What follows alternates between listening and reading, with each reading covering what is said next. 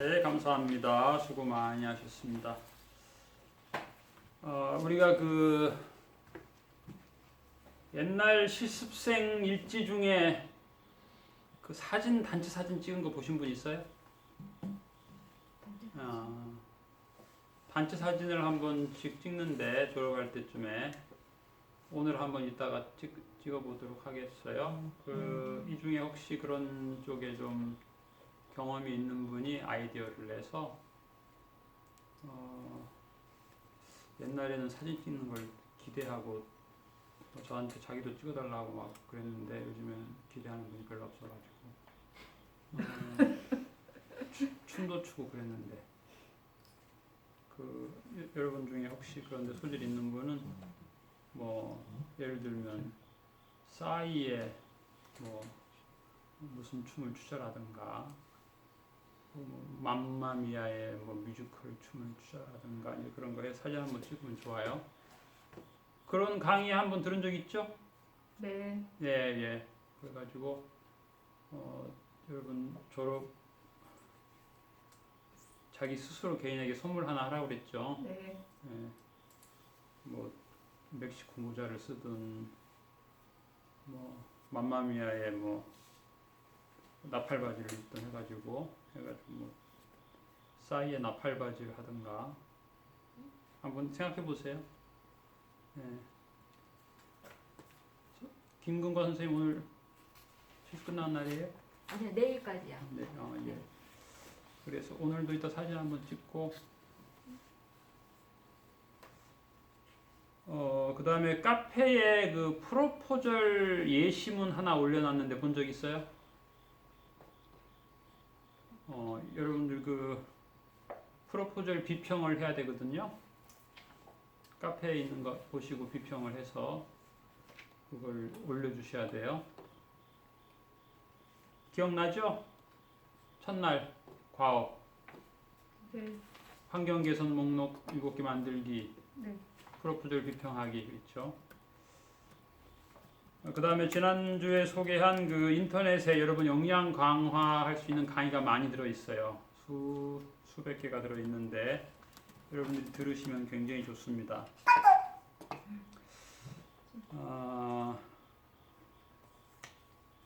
그 아동권리보장원에 있어요. 그 아이디하고 비번 지난주에 올렸었는데 여러분들이 오늘 그걸 이제 한 분이 30분짜리 하나를 맡으세요. 그래가지고 그걸 요약하는 거예요. 요약해서 발표하는 거예요. 굉장히 힘든 작업이죠. 30분짜리 강의지만 그걸 여러 번 들어야 되니까 시간이 많이 걸릴 거예요. 그래서 주말을 이용해서 그거 오늘 이제 이렇게 분장을 해야 돼요. 분장. 그 여러분들 이제 프로포절 해본 적 있잖아요. 이 중에 벌써 뭐 지금 계속 요새 책 들어오는 것도 다 여러분들이 프로포절씩 들어오는 건데, 네. 근데 이 사람들하고 우리하고는 이미 이제 그 한통속이라 가지고 우리가 신청하면 무조건 줘요. 그게 프로포절 여러 가지인데 예를 들면 뭐 새 책은 조금 좀 경쟁률이 있고 이건 이제 중고에 유사한 새 책이지만 뭐 1년 동안 안 팔린 거 뭐 이런 것들이다 보니까 뭐 그래도 출간한 지 1년밖에 안 된 것들이 많이 있더라고요. 그 다행히. 그런데 이제 좀 이렇게 액수가 높아지는 거, 뭐 500만 원 정도, 혹은 1000만 원, 심지어 우리가 그 카페에 올린 건 뭐냐면 7천만 원짜리 프로포절 했어요. 우리가 몇 년 전에 전국에서 하나를 뽑는 거야. 한국토지개발공사에서 전국에서 하나 주겠다고 하는데 우리가 3등 안에 들은 거예요. 그게 1등 못 가면 땡이에요. 전국의 아동센터만 해도 4,200여 개가 있는데 경쟁률이 4,200대 1이니까 쉽지는 않죠. 그때 그 프로포절을 한 분이 혼자 한 거예요. 프로포절을 물론 둘이서 할 수도 있지만 혼자 하는 게 제일 좋아요.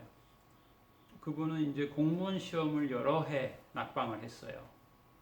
그래가지고 여러 번 낙방하니까 그것도 힘들잖아요. 그래서 복지 공무원은 그래도 조금 경쟁률이 좀 낮다는 소문을 듣고 이분이 여기서 실습을 했는데 요즘 수원시 복지정책과 공무원으로 지금 근무하고 있는데 뭐 저도 몰랐는데 뭐 어느 날 이렇게 선물을 사가지고 왔더라고.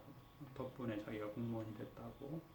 근데 아주 중요한 복지정책과가 굉장히 중요한데 근데 그분이 혼자서 그 프로포저를 7천만 원짜리를 하느라 고생 많았죠. 그런데 자기가 근무하는데 굉장히 많이 도움이 된다 그런 얘기 하더라고. 그러니까 프로포저를 뭐 100만 원짜리, 200만 원짜리 한 것보다 수천만 원짜리 하면은 그 증빙 서류가 수십 장이 되니까 공부가 많이 되죠. 근데 그런 것들은 이제 우리도 3등까지는 했지만 1등을 못한 이유 중에 하나가 뭐냐면 그 제가 옛날에도 그런 강의 한번 했죠. 자기소개서를 쓸 때 자기가 뭐 좋은 학교 나왔다, 뭐 그리고 별로 영양가가 없다. 나의 지나온 경험 중에 이 기관의 목적과 부합되는 특별한 내가 인생을 살았다라고 요즘 자소서라고 하는 게 자기 소설을 쓴다 그래요. 소설가처럼 써야 돼요. 드라마틱하게. 힘들었다. 너무 힘들었다. 그런데 이렇게 극복했다. 이제 그런 것들이 있어야 되거든요. 마찬가지예요. 프로포절도 그 수천만 원짜리 합격하려면 기관의 목적, 우리 기관의 목적, 우리 기관의 목표, 그 다음에 예를 들어서 그 뭐 토지개발공사 당신네들의 목적은 뭐겠어? 자기들의 기관을 홍보하는 게 목적이죠. 그 사람들은 우리가 그걸 해주겠다는 거예요. 그것을 목표에다가 목표는 일반적으로 수치적으로 드러낼 수 있는 것을 목표를 잡아요. 목적은 좀 넓게 잡죠. 넓게 잡아도 돼요. 목적은. 그런데 목표는 이제 양적 목표, 질적 목표 두 개를 또 나누기도 합니다. 예를 들자면 뭐 아동센터에 아이들 장난감을 좀 더 이렇게 좀 확보하고 싶다. 그러면 우리 아동 중에 맞벌이 자녀 중에 아무개 몇 학년짜리가 있는데 얘네들이 뭐 주 3회밖에 안 오는데 이것이 있음으로 인해서 주 5회 오는데 영향이 될 것 같다. 이런 쪽으로 하게 되면 그게 약간 목표가 되죠. 수치적으로. 그래서 이 장난감을 아이들한테 이렇게 많이 제공했더니 아이들의 출석률이 몇 프로 좋아졌다. 이렇게 목표를 잡는 거예요. 그리고 나중에 목표는 평가서하고 일치해야 돼요. 평가서 설문지에다가 아주 막연하게 겸손하지 않은 질문, 이 질문에 충분히 만족했습니까? 이거 아주 교만한 질문이죠. 이렇게 하면 안 돼요. 수치적으로 뭐 영어를 능숙능란하게 하게 됐습니까? 이런 질문 아주 안 좋은 질문이에요. 기본 200개 단어를 읽을 수 있게 한다. 이렇게 혹은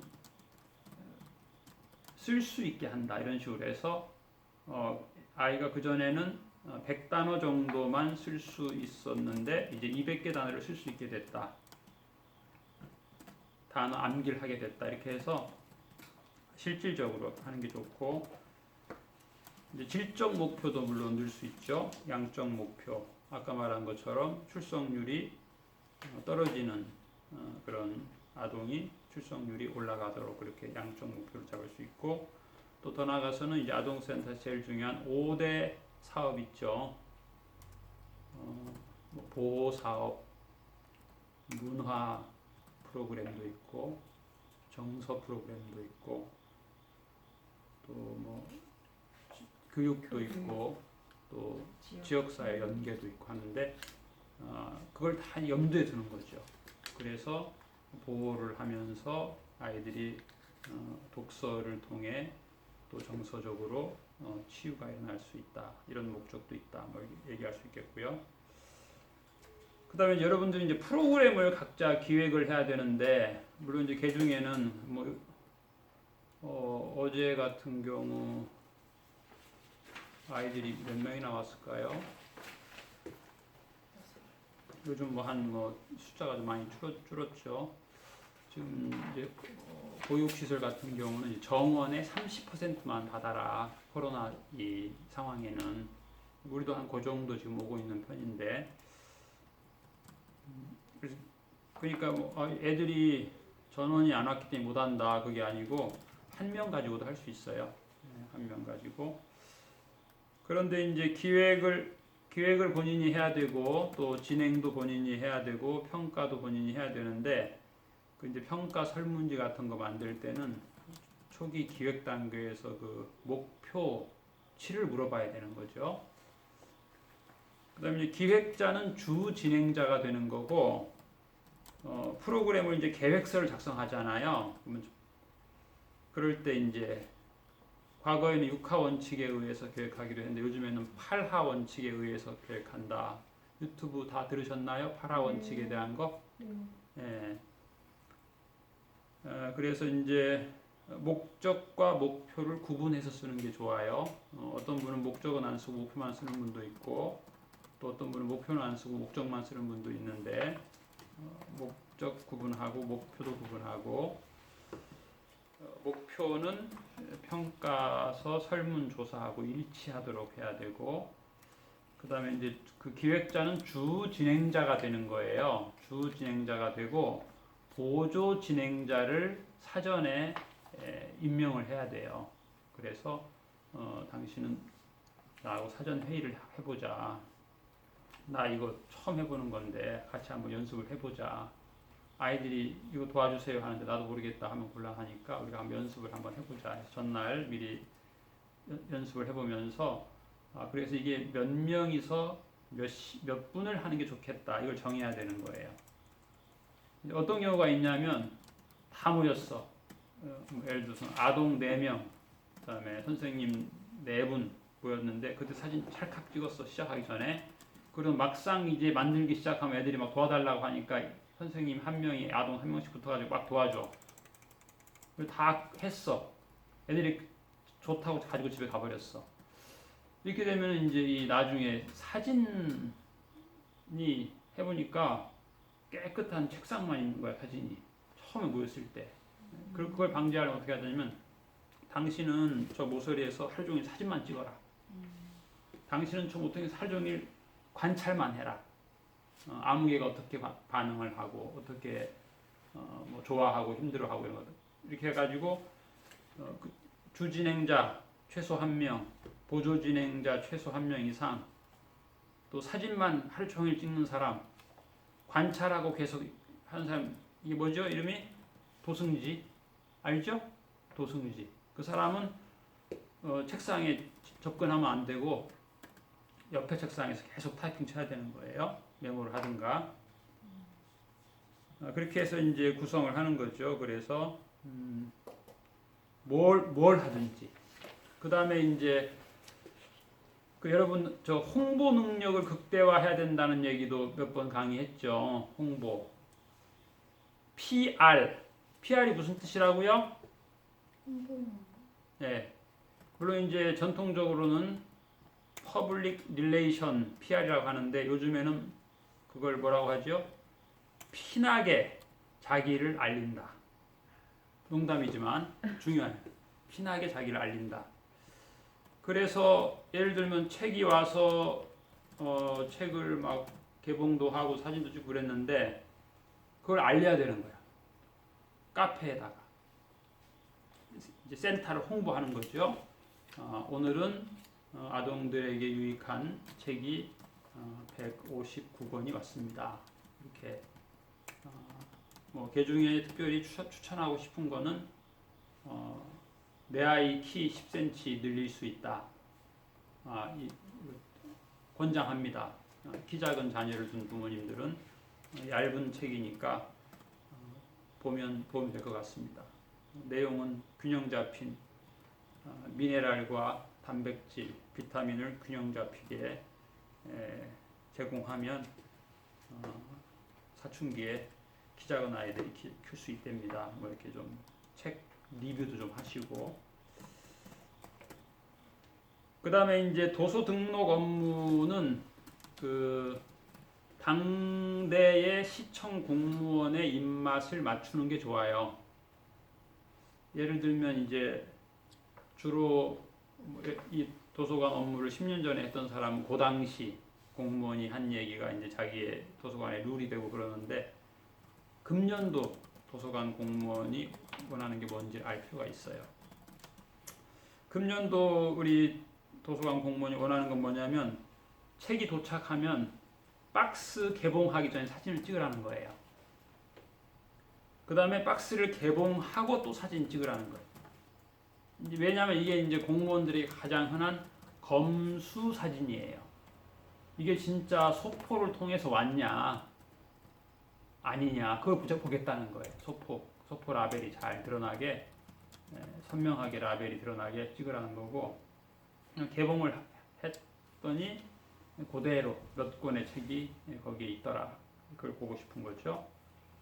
그 다음에는 이제 책상에 쫙 펼치고 사진을 찍으라는 거예요. 그 다음에 라벨을 붙이고 책꽂이에 꽂고 또 사진을 찍으라는 거죠.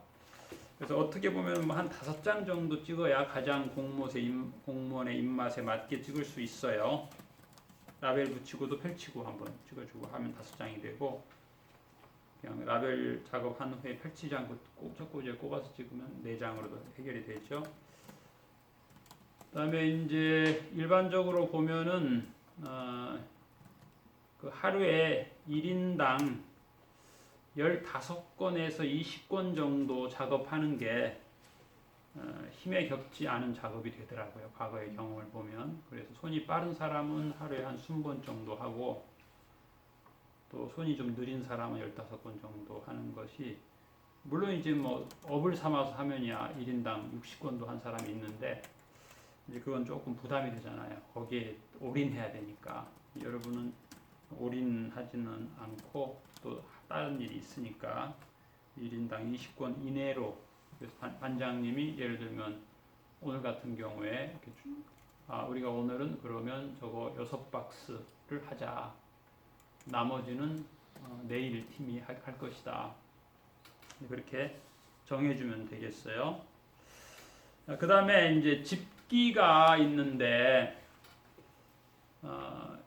그냥 오면은 이게 무선 청소기인데 이거 충전 여기다 꼽아라 이렇게 하니까 새로운 분이 그냥 꼽고 그 다음날 와서 보면 100% 꼽혀 있지 않고 95%만 꼽혀 있고 충전 시그널이 안 떠 있어 가지고 사용하지 못하고 그런 경우 있어요. 그래서 자 이걸 꼭 100% 꼽아 보세요.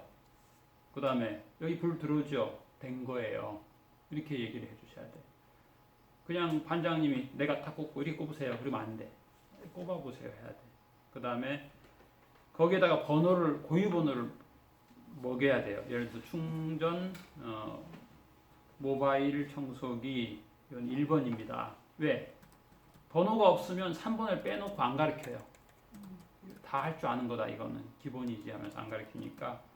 그 다음에 이제 정수기 사용법. 그걸 이제 말로만 하지 말고 매뉴얼로 거기다가 이제 붙여줘 가지고 자, 이 매뉴얼 번호가 1, 2, 3, 4, 5, 6, 7 써 있죠? 한번 해보세요. 3번 식기세척기 여기 매뉴얼 써 있죠? 여기 1, 2, 3, 4, 5번, 6번 그대로 한번 해보세요. 내가 시켜볼게요. 그렇게 안 하면은 그냥 저기 반장님은 식기세척기 딱 문탁 열어서 해줬어. 근데 신입생이 내일 하려고 보니까 안 열려. 이거 안 열려요. 고장났어요. 그런 수가 있어요. 그러니까 그대로 이제 보여주는 거죠. 식기세척기는 제 손 보세요. 누르고 살짝 세게 누르면 그냥 열려요. 위에서 밑으로. 얘를 이렇게 빼면 안 돼요. 이렇게 누르면 자동으로 열려요. 누르면. 그런 것들을 이제 반장님이 자세히 이제 매뉴얼해서 부반장 시켜가지고 신입생들한테 가르쳐 주시면 감사하겠어요. 그 다음에 이제 교수님들이 방문 스케줄이 보통 일주일 혹은 2주일 전에 결정이 돼요. 그래서 여러분이 저한테 얘기하는 거예요. 센터장님 13일 후에 교수님 오시기로 했어요. 근데 제가 예 알겠습니다. 그리고 이제 13일 후에 아침에 교수님이 쫙 오면 제가 좀 당황해요. 제가 기억력이 없어가지고 그날 아침에 또 얘기해야 돼요. 제가 13일 전에 말씀드린 교수님이 오늘 오는 날입니다. 혹은 내일 오는 날입니다. 또 몇 시입니다. 그 얘기를 해주는 게 좋아요. 근데 그 얘기를 안 해주시면 제가 뭐 시청에 갈 수도 있고 회의 출장 갈 수도 있고 뭐 갑자기 또 뭐 푸드뱅크에 가기도 하고 그러기 때문에 그럴 때 교수님이 와버리게 되면은 또 서로 난처하니까 교수님하고